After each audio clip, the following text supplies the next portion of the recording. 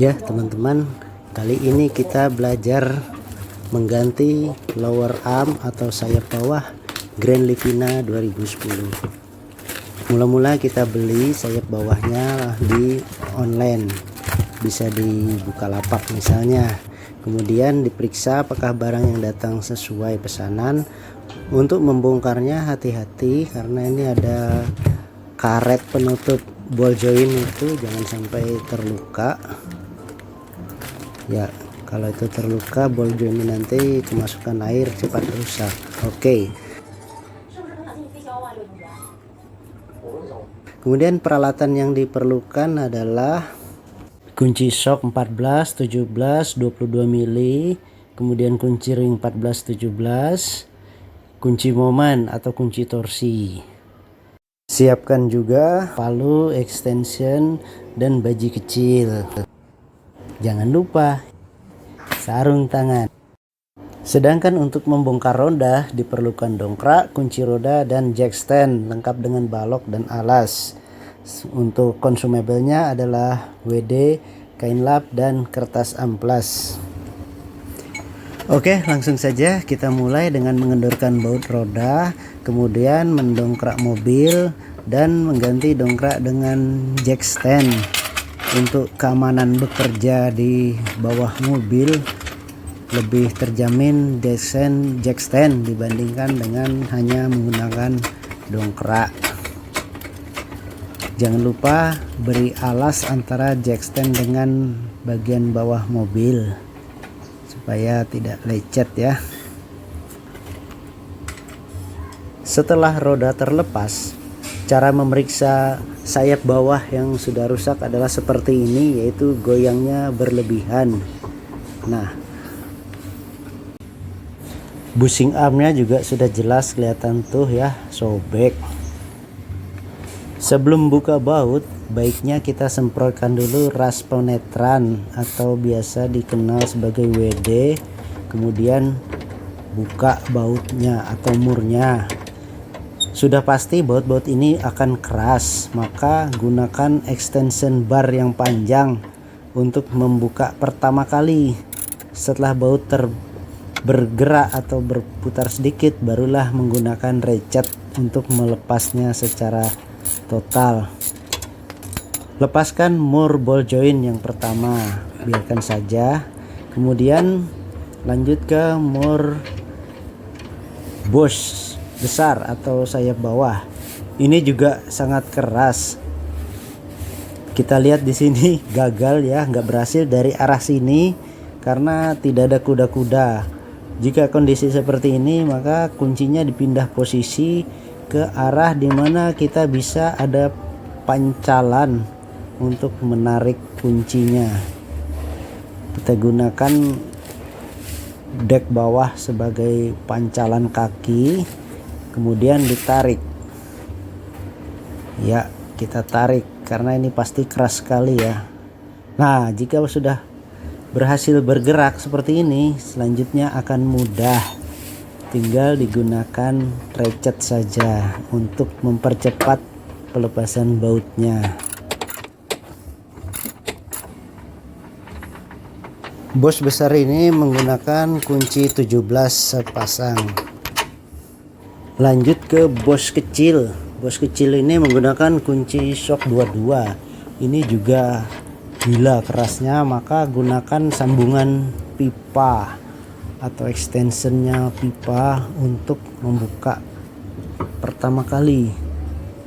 Untuk sekedar bergerak minimal setengah lingkaran. Jika sudah bergerak bisa digunakan ratchet. Jangan langsung gunakan ratchet karena bisa mengakibatkan dolnya gigi-gigi ratchet. Selanjutnya adalah melepas ball joint. Pertama-tama celah di dekat ball joint itu, penjepit ball joint itu direnggangkan dengan menggunakan baji.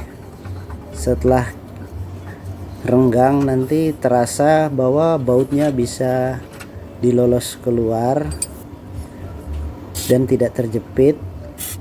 Semprotkan lagi ras penetran kemudian tambah kencang baji supaya lebih terbuka lagi kerenggangannya pengikat ball joint, sehingga hanya dengan cungkilan sedikit saja ball joint sudah terlepas tanpa ada pemukulan yang keras-keras.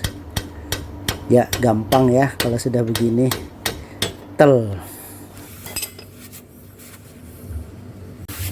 Lanjut, untuk mengeluarkan bos tinggal digoyang-goyang saja. Bos kecil mah gampang, dia pasti lolosnya. Untuk bos besar karena ini sudah karetnya sudah lemah juga gampang, digoyang-goyang, ditarik sedikit sambil digoyang lagi, terlepas. Sama ya, tampak di sini ball jointnya udah rusak parah ya, udah goyang-goyang oblak. Nah inilah sebabnya harus diganti. Bosnya juga yang tadi sobek tuh sudah waktunya ganti. Sebelum dipasang ditambah sedikit bukaannya penjepit ball joint itu supaya nanti tidak perlu dipukul saat pemasangan. Cukup didorong saja sambil digoyang pelan-pelan, ya masuk sudah. Dipastikan bahwa benar-benar sudah coakannya itu sudah lurus dengan lubang sehingga baut ball joint bisa masuk hanya dengan dorongan sedikit saja, dengan pukulan sedikit. Apabila belum lurus dimasukkan maka ulirnya pasti rusak. Nah ini kan tidak rusak ya karena dia sudah lurus. Pasang murnya dikencangkan sekedarnya saja dulu.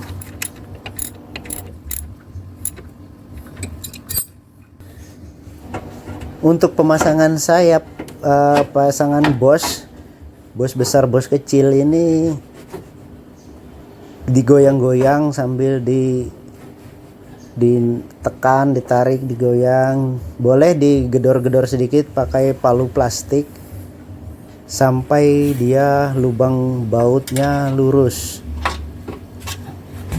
Gunakan obeng panjang atau baji untuk mencungkil supaya lubang bautnya menjadi lurus, atau untuk meluruskan. Berulang-ulang gantian antara bos besar bos kecilnya sampai kedua-duanya lurus sambil digoyang-goyang kalau susah, sampai berhasil. Memang butuh kesabaran, tapi disinilah seninya. Kalau yang sebelah kanan goyangnya hati-hati karena sepa jointnya bisa copot, dan kalau copot dimasukkan kembali, jangan lupa.